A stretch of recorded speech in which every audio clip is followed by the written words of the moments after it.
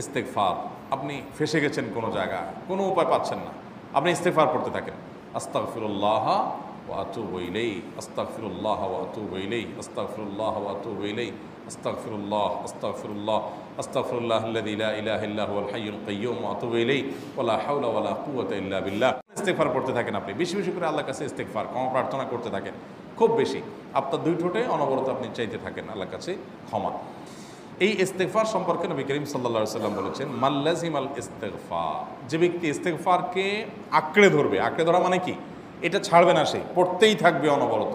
টয়লেটে যাওয়ার সময়টা, ঘুমের সময়টা, খাওয়ার সময়টা বাদে, অবসর নামাজের সময়টা বাদে সারাক্ষণ সে ইস্তেগফার পড়বে।